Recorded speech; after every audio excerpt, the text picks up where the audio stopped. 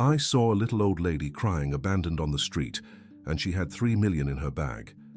Mrs. Edith Miller Thompson trembled as she sat on the cobblestone sidewalk in front of the central square of Sacramento, her tears falling onto the worn backpack she clutched tightly to her chest. What no one could have guessed was that inside that old bag were $3 million in $100 bills, her entire life savings from 60 years of work as a seamstress. Hours earlier, she had received a phone call that changed everything. The voice on the other end identified himself as Dr. Harrison, a physician at the University Medical Center of Chicago. Her granddaughter Amanda, 28 years old, had suffered a serious accident and needed emergency surgery costing exactly $3 million. Her insurance didn't cover the experimental procedure, which was her only chance at survival. Mrs. Edith, the situation is critical. We need the money within 6 hours at most, or we won't be able to save your granddaughter, the man said in a serious, urgent tone. The 78-year-old woman felt her world collapse. Amanda was all she had in life, the daughter she never had. After the girl's parents passed away too soon, she had raised her granddaughter alone, working day and night at her sewing machine to make sure the girl had everything she needed. Amanda was a nursing graduate, worked at a hospital in Chicago, and visited her grandmother every weekend. Without hesitation, Mrs. Edith rushed to the bank. At the branch, the manager, Jennifer, tried to dissuade her from the extreme decision of withdrawing all her savings at once. "Mrs. Edith, are you sure? $3 million is a lot of money to carry around. Why don't we do a transfer?" Jennifer asked, concerned. "There's no time, dear. They said it has to be cash because of international procedures. Close to save my granddaughter," the elderly woman replied, her eyes red from crying. Jennifer reluctantly authorized the withdrawal, but not before noting all the transaction details and alerting bank security about the unusual situation. With the heavy backpack on her shoulders, Mrs. Edith headed to the meeting point the supposed doctor had given her, in front of St. Mary's Church, downtown. She arrived promptly at 2 in the afternoon, but as the hours passed, no one showed up. At 4 o'clock, her phone rang again. "Mrs. Edith, this is Dr. Harrison. There's been a complication. You need to go to another location. Write down this address, Maple Street, number 245, across from the county hospital." The voice sounded different, more nervous. But the desperate grandmother, frantic for her granddaughter, obeyed without question. She took a bus and headed to the new address, carrying the $3 million on her back. When she arrived at the designated spot, she found only a note taped to a pole with a handwritten message. "Change of plans. Go to the bus station. Look for a man in a blue shirt near the ticket counters." Dear listener, if you're enjoying the story, take a moment to like and especially subscribe to the channel. It helps us a lot as we're just starting out. Now, continuing. It was at that moment Mrs. Edith began to suspect something.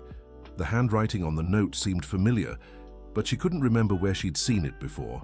Still, her love for her granddaughter outweighed her doubts, and she headed to the bus station.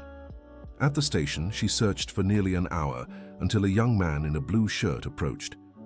"Are you Mrs. Edith?" he asked, glancing around nervously. "Yes." "Are you from the hospital?" "Actually," the young man hesitated, "I'm not a doctor. I'm just a middleman. The money needs to be delivered in Chicago, directly to the hospital." Mrs. Edith's heart raced. Something was definitely wrong. The young man noticed her hesitation and tried to reassure her. "Look, Mom, I understand your concern, but if you don't trust me, your granddaughter might not make it. I can take the money right now to Chicago." The elderly woman clutched the backpack tighter against her chest. Her intuition, shaped by decades of life, screamed that this was a trap. But what if it were true? What if Amanda really was in danger? "I'm coming with you," she decided. "If it's for my granddaughter, I'll deliver the money myself." The young man visibly tensed. "That's not possible, ma'am. The hospital's protocols don't allow it. Besides, there's no time. The bus to Chicago leaves in 10 minutes. Mrs. Edith took a few steps back. "Then I'll call my granddaughter first to be sure."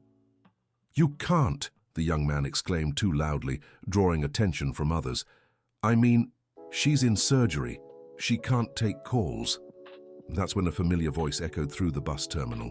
"Grandma, Grandma Edith."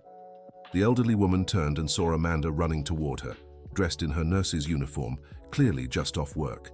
The young man in the blue shirt paled and bolted, disappearing into the crowd. "Amanda, my dear!" Mrs. Edith rushed to hug her granddaughter. "But how? Weren't you at the hospital in Chicago?" "What hospital, Grandma? I work right here in Sacramento at the county hospital. I got a strange call from a neighbor saying you were walking around town with a backpack full of money. What's going on?" The two embraced in tears as Mrs. Edith recounted everything that had happened. Amanda was horrified to learn her grandmother had withdrawn her entire savings because of a scam. "Grandma, someone is taking advantage of you. We need to go to the police station right now." But Mrs. Edith hesitated. "What if it's true, dear? What if you really needed help and I didn't believe you?" "Grandma, look at me. I'm fine. I'm here, healthy. No one hurt me." That's when Amanda noticed something that deeply worried her. "Grandma, how did that man know about me? How did he know I'm your granddaughter? How did he know your full name and phone number?" The two fell silent, realizing the scam was more sophisticated than they'd imagined. Someone close had given the criminals personal information. "Amanda, who else knows about our family? Who has access to your personal details?" The granddaughter thought for a moment. "Well, there are my co-workers, some of your neighbors, and—" She paused, her face lighting up with realization. "There's Tyler." Tyler was Amanda's ex-boyfriend, a computer technician who had ended the relationship bitterly 3 months earlier. He knew every detail of Amanda's life, including the fact that Mrs. Edith had recently sold a piece of land and deposited the money in her savings. "Do you think he'd do something like this?" Mrs. Edith asked. "Grandma, when we broke up, he said I'd regret it, that he knew all my secrets, and that I had no idea what he was capable of." The two decided to go to the police station, but on the way, they stopped at a diner for Mrs. Edith to calm down and drink some water. It was a simple place, mostly frequented by locals. As they waited for their coffee, an older woman at the next table couldn't help overhearing part of their conversation. It was Mrs. Dorothy, 72, retired and well known in the area for her wisdom and life experience. "Excuse me," she discreetly approached. "I don't mean to intrude, but I heard you talking about a scam. May I offer some advice?" Mrs. Edith and Amanda invited her to sit with them. Mrs. Dorothy, with her grey hair in a bun and thick glasses, had a sharp gaze that spoke of years of experience. "I went through something similar 5 years ago," she shared. "My nephew tried to pull a similar scam on me. The difference is I caught on in time and decided to teach him a lesson." "How so?" Amanda asked, curious. "Well, instead of just reporting it, I pretended to fall for the scam. I let him believe he had fooled me. I set up a meeting to hand over the money, but it was actually a trap.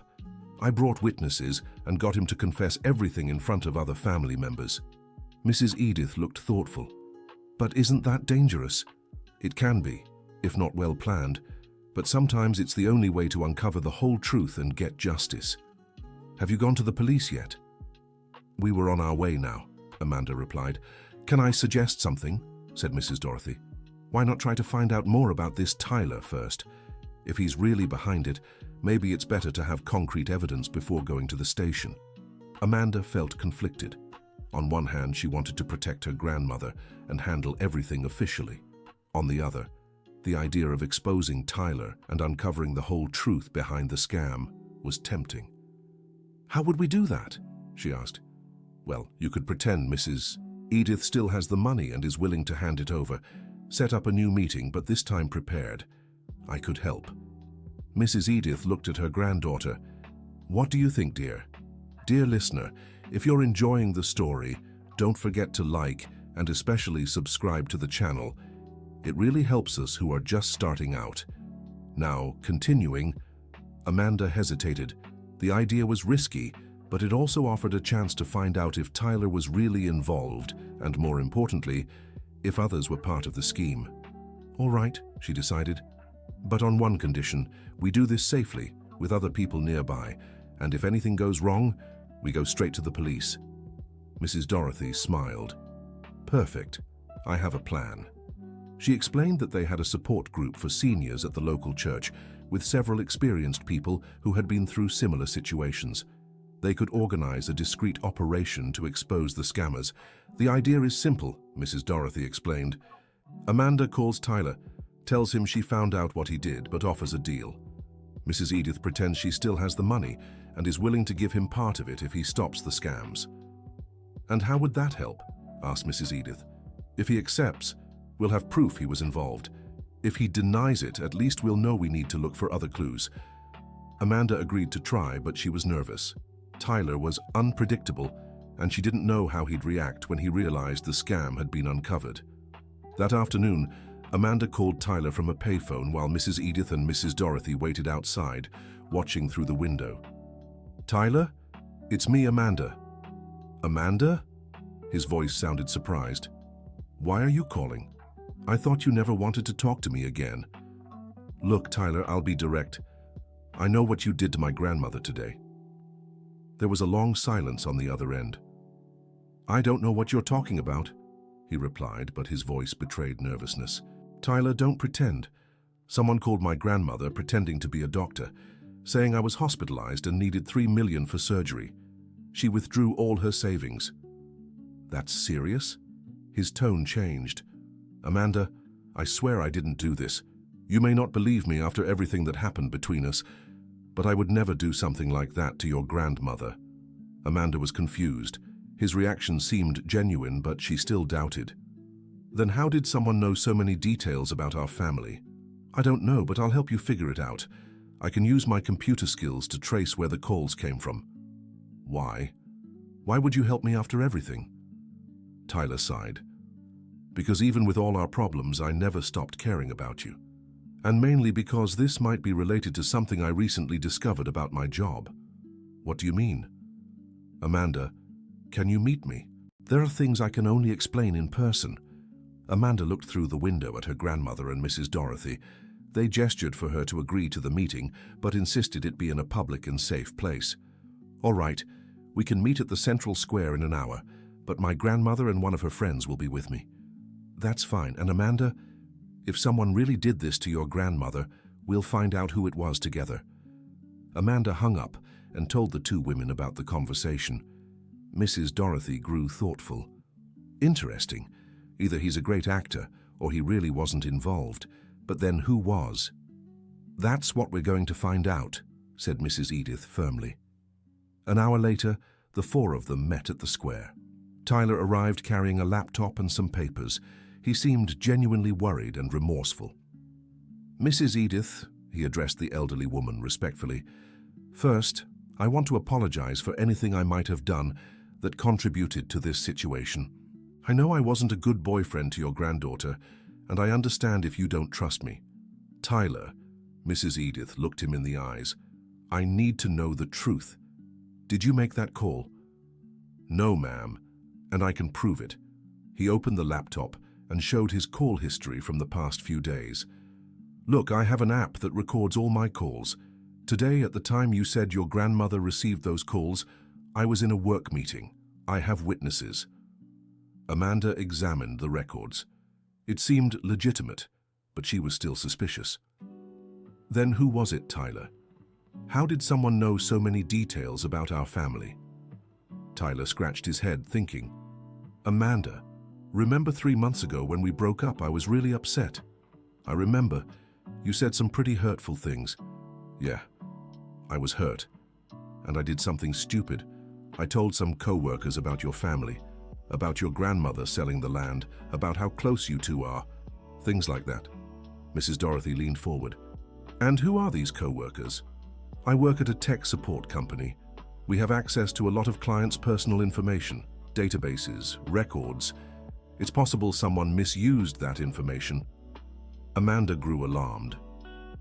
"Tyler, does that mean other people could be getting targeted?" "It's possible. Actually, over the past few weeks, I've noticed some irregularities in the system. Logins at odd hours, searches for elderly clients' data." Mrs. Edith stood up abruptly. "Are you saying there's a gang using your company's information to scam seniors?" "Could be, Mrs. Edith, but we need proof." Mrs. Dorothy, who had been silent, finally spoke. "Tyler, could you find out who's making these unauthorized accesses?" "I can try, but it's risky. If they find out I'm investigating, I could lose my job, or worse. Amanda held her grandmother's hand. Grandma, what do you think? Should we try to uncover the truth, or go straight to the police? Mrs. Edith grew thoughtful. Her life experience told her that sometimes doing the right thing meant taking risks. Sweetheart, if there's really a gang out there scamming seniors, we have to do something. How many other grandmothers might be going through what I did today? Mrs. Edith is right, agreed Mrs. Dorothy, but we need to be very careful. Tyler closed the laptop.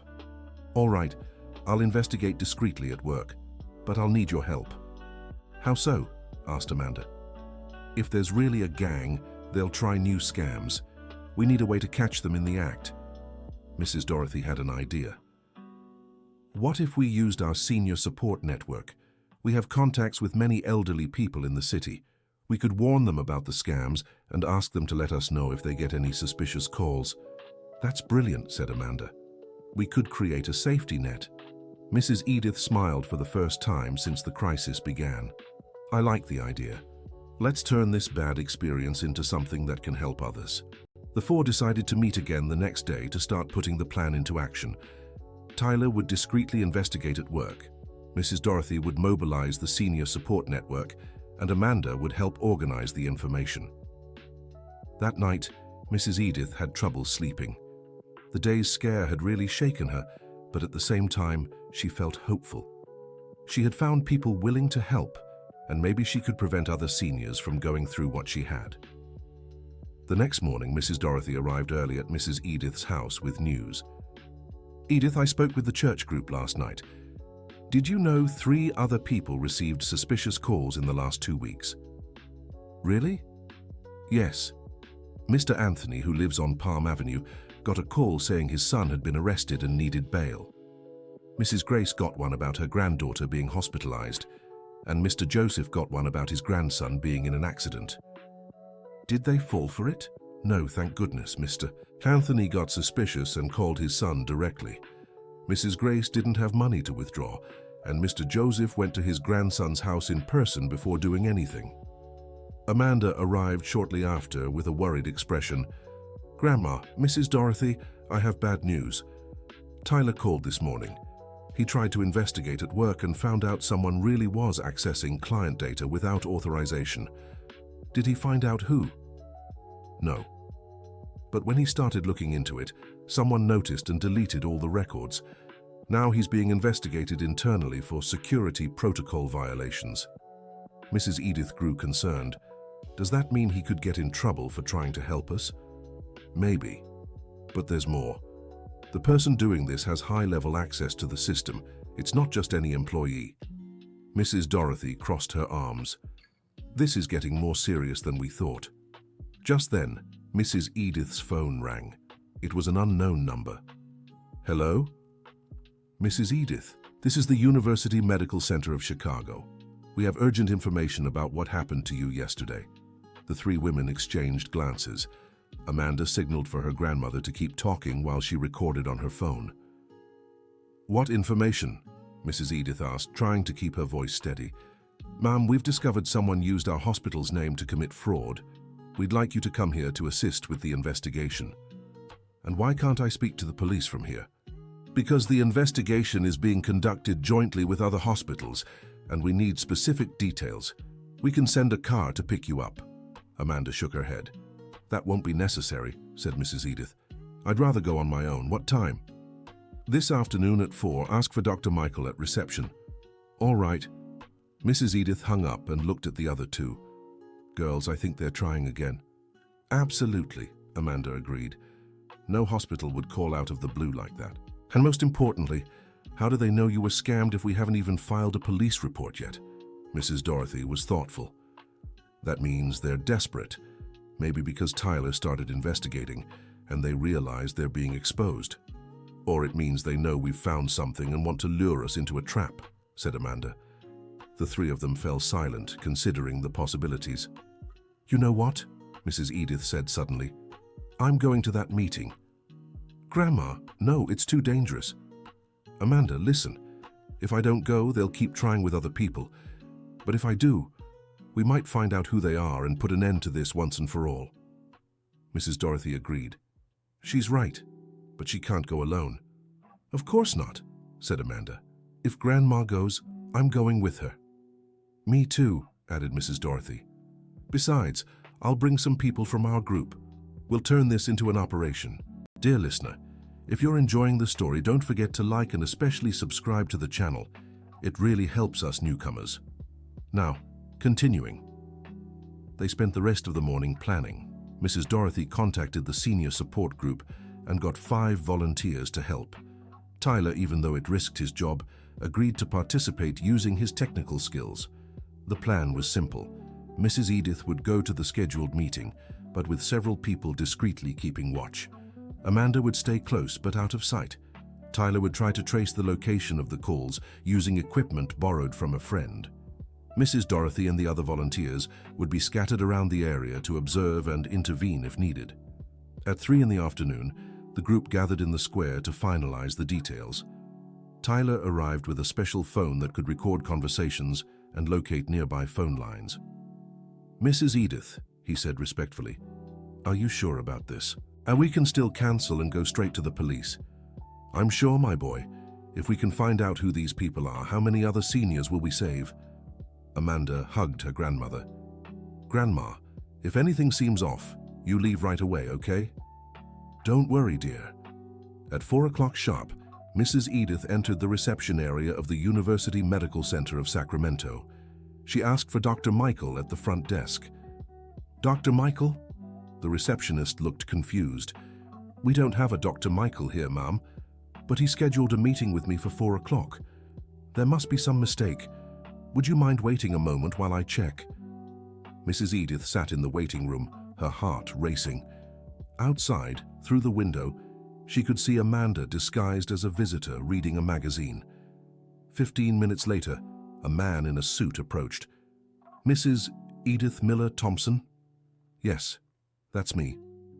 Come with me, please. Are you Dr. Michael? I am. Shall we talk somewhere more private? Mrs. Edith stood up but took note of the man's details. He was tall, thin, wore glasses, and had a small scar on his left hand. He wasn't wearing a lab coat or an ID badge. They walked down the hospital hallway until they reached a small room that looked like a meeting space. Please, have a seat, the man said. First, I need to confirm some details. Did you really withdraw $3 million yesterday? I did, because of that phone call about my granddaughter. And where is the money now? Mrs. Edith hesitated. This question confirmed he wasn't a real doctor. It's safe at home. The man's eyes lit up. Perfect. Mrs. Edith, there was actually a mistake yesterday. The money was supposed to be handed over, but the person who was supposed to pick it up didn't go to the right place. What do you mean? Your granddaughter really did need the money. There was a complication. She's hospitalized in Chicago, and now we urgently need the $3 million. But I spoke to my granddaughter yesterday. She was fine. The man grew nervous for a moment. Mrs. Edith, you were tricked. The person you spoke to wasn't your real granddaughter. They were bad people trying to interfere with her medical treatment. The elderly woman pretended to be confused. I don't understand any of this anymore. How can I be sure you're telling the truth? Very simple. I'll call the hospital in Chicago, and you can speak to your granddaughter personally. He took a cell phone from his pocket and dialed a number. Hello, Dr. Matthews. Yes, I'm here with the patient's grandmother. She'd like to speak to her granddaughter. Yes, you can put her through. He handed the phone to Mrs. Edith. Grandma? Said a voice on the other end that tried to sound like Amanda, but wasn't quite right. Amanda? Sweetheart, how are you? Grandma, I'm really sick. I need this surgery urgently. Please give the money to Dr. Michael. Mrs. Edith realized it was a poor imitation. The voice was similar, but the way of speaking was different. Amanda, do you remember the name of your first dog? There was a pause on the other end. Of course, Grandma. It was Buddy. Mrs. Edith almost smiled. Amanda's first dog was named Peanut, not Buddy. All right, sweetheart, I'll arrange the money. She handed the phone back to the man. Dr. Michael, I'll go get the money from home. Can we meet somewhere else? Of course. How about the Central Square at 6 o'clock? Perfect. Mrs. Edith stood up to leave, but the man grabbed her arm. Mrs. Edith, just one more thing. It's important you don't tell anyone about this. There are people trying to interfere with your granddaughter's treatment. Don't worry, I won't say a word. She left the room and walked quickly through the reception area. Amanda followed discreetly. Outside, they met up with the rest of the group. So, Grandma, how did it go? Girls, I got some important information. They're going to try again at 6 in the square. Tyler approached with the tracking equipment. Mrs. Edith, I managed to intercept the call they made in there. The number they used is registered under a telemarketing company, but the signal came from an address right here in Sacramento. Where? A commercial building downtown. It looks like they have an operations center here in the city. Mrs. Dorothy was furious. So they didn't even leave town to pull their scams. How brazen. It's worse than that, said Tyler. From what I could trace, they make calls to several cities in the area. It must be a pretty big scheme. Amanda looked worried. Guys, this means they're more dangerous than we thought. Maybe we should call the police now. Mrs. Edith thought for a moment. Amanda, if we call the police now, they'll just deny everything. We don't have solid proof. But if we catch them trying to take the money today at 6... Grandma's right, agreed Mrs. Dorothy. One thing is denying phone calls. Another is getting caught trying to take $3 million in cash. Tyler was tapping on his phone. Everyone, I have an idea. I can use the equipment to record the whole conversation today at 6. If they confess to the scheme, we'll have enough proof. But what about the money? Asked Amanda. Grandma can't show up there with $3 million real dollars. Mrs. Edith smiled. Who said I'm bringing real money? They all looked at her in surprise. What do you mean, Grandma? Amanda, your grandmother didn't make it to 78 by being naive. I have a plan. She explained that she had newspaper at home she could use to simulate stacks of money. With a little creativity, she could make a backpack that looked full of cash but was really just a decoy. Brilliant, exclaimed Mrs. Dorothy. But what if they want to check? That's the trick, said Mrs. Edith. I'll say I'll only hand it over after they show me my granddaughter. When they can't, I'll accuse them of fraud in front of everyone. Tyler was impressed. Mrs. Edith, you're sharper than a lot of young folks out there. My dear, 78 years of life teaches you a thing or two. The group spent the next 2 hours preparing everything down to the smallest details. Mrs. Edith packed the fake backpack. Tyler tested all the recording equipment. Mrs. Dorothy mobilized more volunteers to spread out across the square. And Amanda rehearsed how to act when the time came for the reveal. By 5:30 in the afternoon, everyone was in position at the central square. It was a busy place, with lots of people passing through, which provided good cover for the group, but also safety for Mrs. Edith. At exactly 6 o'clock, the so-called Dr. Michael appeared, accompanied by a younger man. Mrs. Edith recognized them. The second man was the same young guy in the blue shirt who had tried to take the money at the bus station the day before. Mrs. Edith, Dr. Michael approached with a smile. Did you bring the money? I did, she said, showing the backpack. But first, I want to talk to my granddaughter. Of course, let's call the hospital now. He made the call again, and once more, the fake Amanda answered. Grandma, did you get the money? I did, sweetheart, but tell me something. Do you remember the song I used to sing to you to help you sleep when you were little? Another long pause. Of course, Grandma. It was Ring Around the Rosie. Mrs. Edith shook her head. The song was Rock-a-Bye Baby, not Ring Around the Rosie. Dr. Michael, she said loudly, so the people around could hear, can you explain why my granddaughter doesn't remember anything about our family? The man grew nervous. Oh, Mrs. Edith, that's normal. She's on strong medication. She might be confused. And can you also explain why my real granddaughter is right there? She pointed to Amanda, who was walking toward them. The two men paled when they saw Amanda approaching. The young man in the blue shirt whispered something to the fake doctor and started backing away. Grandma! Amanda shouted loud enough to draw attention. How do these men know about our family? People in the square began stopping to watch the scene. Mrs. Dorothy and the other volunteers moved in discreetly. Now, Dr. Michael said, trying to control the situation.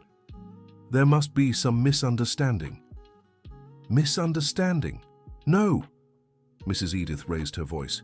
"You called me yesterday saying my granddaughter was in the hospital and needed $3 million for surgery. You made me leave my house with all my money." Several people stopped to listen, forming a small crowd. "And now," she continued, "you called me at the hospital with the same lie." The young man in the blue shirt tried to slip away, but bumped into Tyler, who blocked his path. "Excuse me, you're not going anywhere," Tyler said, holding up his phone, which had recorded everything. The fake Dr. Michael realized he was cornered. "Look, there's been a misunderstanding. Let's just leave and forget this ever happened." "Oh no," Mrs. Dorothy said, stepping forward. "Now you're going to explain how many other people have fallen for this scam." A woman in the crowd shouted, "I know these two. They called me last week saying my son was in jail."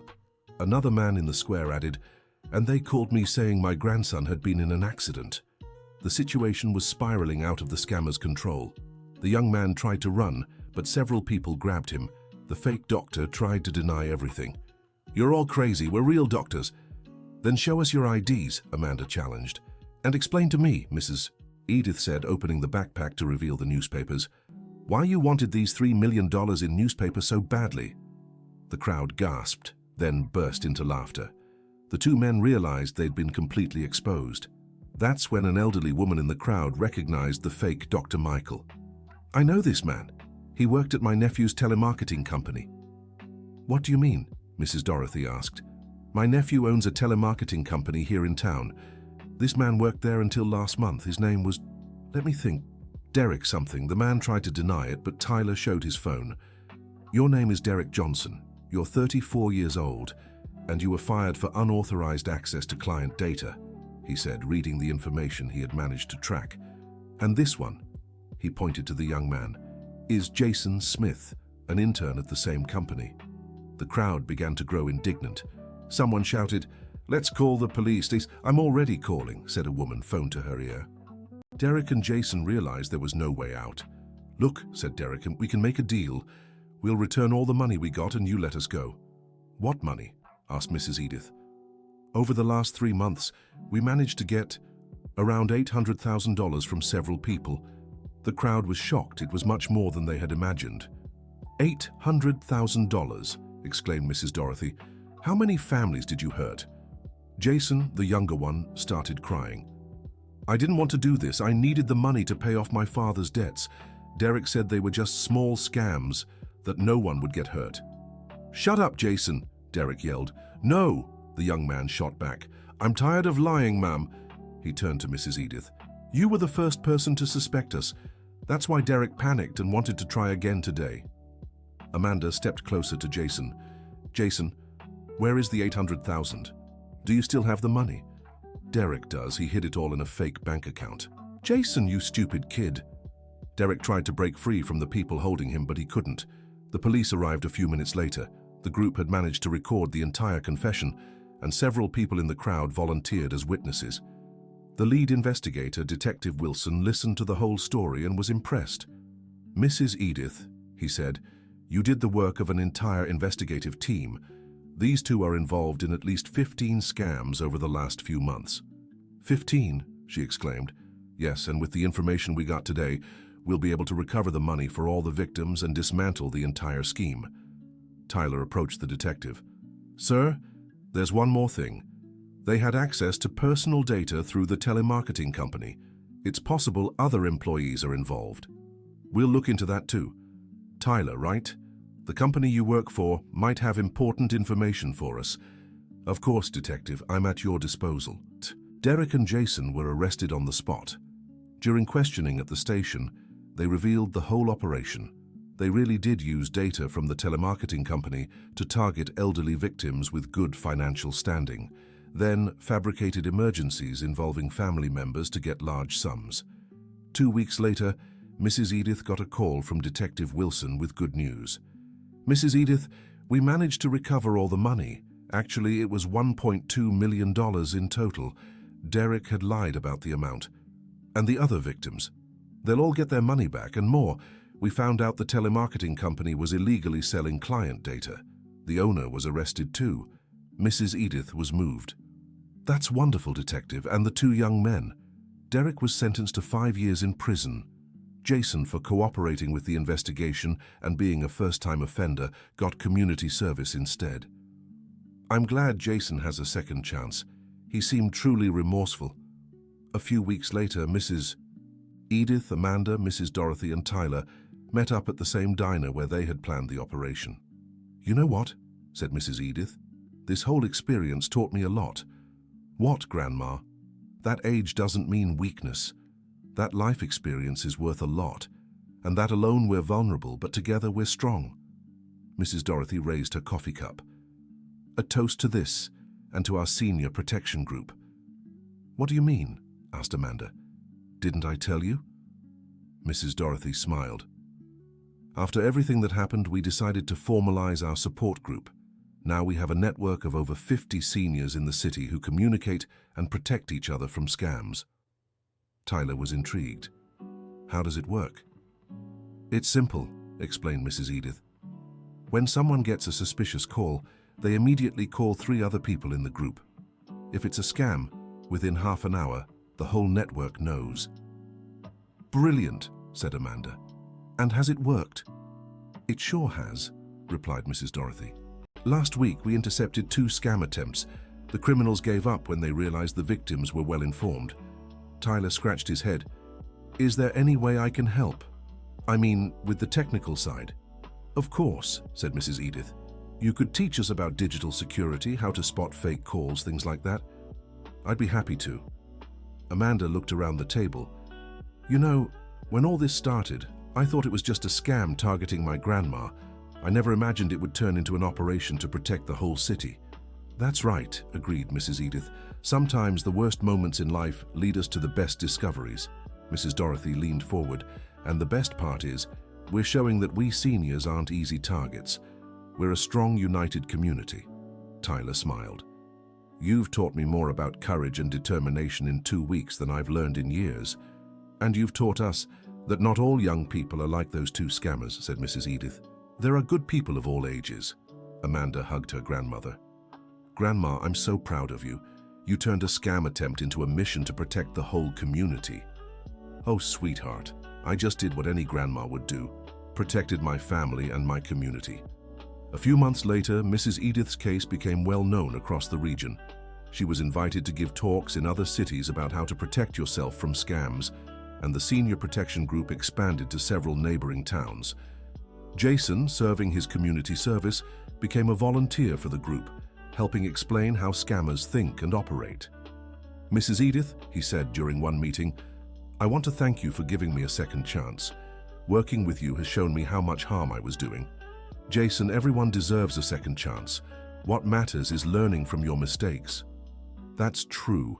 And now I want to use my experience to help others avoid falling for scams." Tyler, who had switched jobs to a more reputable company, developed a free app for the senior protection group. The app allowed anyone to report scam attempts in real time, creating an alert network that covered the entire region. "The app already has over 500 users," he announced at a meeting, "and we've prevented 23 scams just last month." Mrs. Dorothy beamed. "It's amazing how something bad turned into something so positive for the whole community." One afternoon, as Mrs. Edith was organizing her things at home, she found the old backpack she'd carried on the day of the scam. Instead of storing it or throwing it away, she decided to use it as a symbol. At the next group meeting, she arrived carrying the backpack. "Everyone," she said to the nearly 100 people gathered, "I brought the backpack I carried that terrible day. Inside, instead of the 3 million I thought I had, there was just newspaper." Everyone laughed. "But do you know what's in it today?" She opened the backpack and pulled out a folder full of papers. "Here are the contacts of all our volunteers, the details of every scam we've stopped, and the thanks from all the families we've protected." "That's worth far more than 3 million, said a woman in the audience. "Exactly," agreed Mrs. Edith, "because money comes and goes, but a united and protected community is a priceless treasure." Amanda, watching from the front row, was moved to see how her grandmother had transformed that terrible experience into something so beautiful and meaningful. After the meeting, the two walked together through the square where it had all happened. "Grandma, can I ask you something?" "Of course, dear." "Weren't you scared that day, when you decided to confront the scammers?" Mrs. Edith stopped and looked at the square. Amanda, I've lived 78 years. I've been through a lot. A difficult childhood, losing my parents, raising you alone after your parents' past health problems. I've learned that fear only paralyzes us if we let it. And what did you do with the fear? I turned it into determination. I thought, if I don't do anything, how many other grandmothers will go through the same thing? How many families will be hurt? Then the fear became smaller than my will to protect people. Amanda hugged her grandmother. You're the bravest person I know. It's not bravery, dear, it's love. When you truly love, you find strength you never knew you had. 2 years later, Mrs. Edith's case had become a national model for fighting scams targeting seniors. The Senior Protection Group expanded to over 20 cities, and the app developed by Tyler was adopted by organizations across the country. Mrs. Edith, now 80, remained active in the group and had become a kind of national consultant on senior safety. During an interview with the local news, the reporter asked, Mrs. Edith, if you could go back in time, would you do anything differently on the day of the scam? She thought for a moment. You know, everyone expects me to say I'd avoid the scam from the start, but the truth is I wouldn't change a thing. Why? Because that scam, as awful as it was, led me to discover my strength, brought me even closer to my granddaughter, gave me true friends like Mrs. Dorothy and Tyler, and let me help hundreds of people. You weren't traumatized? No, I became determined. There's a huge difference between the two. The reporter smiled. What advice would you give other seniors who might be watching? First, never be ashamed to ask for help or to be suspicious. Second, remember that age brings wisdom, not weakness. And third, together, we're always stronger than alone. After the interview, Mrs. Edith returned home, where Amanda was preparing dinner. How was the interview, Grandma? Good, dear. But you know what makes me happiest? What? Knowing that the 3 million I thought I lost multiplied into something much bigger. A safety network, true friendships, and the certainty that our family can face anything together. Amanda stopped cooking and looked at her grandmother. Grandma, you've changed so many lives, including mine. How so? I always thought my role was to take care of you. But I've learned that you're the one who takes care of everyone, including me. Mrs. Edith smiled and hugged her granddaughter. Amanda, caring for each other isn't about age, it's about love, and love never grows old. That night, before bed, Mrs. Edith looked at the old backpack, now kept in a special corner of her room. Inside, she stored all the thank you letters from people the group had helped. She thought about how life can take unexpected turns.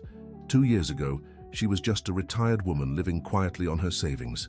Today, she led a movement protecting hundreds of families. It wasn't money that made her rich. She came to realize that her experience, wisdom, and determination were worth far more than any amount in a bank account. And as she drifted off to sleep, Mrs. Edith smiled, thinking that the best investment she had ever made in life wasn't in savings or land, it was in people. And that investment would continue to bear fruit long beyond her 80 years. The next morning, she woke up to a call from Mrs. Dorothy. Edith, we've received a special invitation. What kind of invitation? The state government wants to create an official program based on our model. They want you to be the general coordinator. Mrs. Edith was surprised. Me? General coordinator? Mrs. Dorothy, I'm 80 years old. So what? This program will protect seniors across the state. Who better to lead than a senior herself? Mrs. Edith laughed. When you put it that way, it makes sense. So, do you accept? I accept. But on one condition. You'll be my deputy coordinator. Deal. End of story. So, dear listeners, what did you think of this incredible story of resilience? Mrs. Edith taught us that age can be our greatest strength, not our weakness. Do you believe she made the right choice by standing up to the scammers?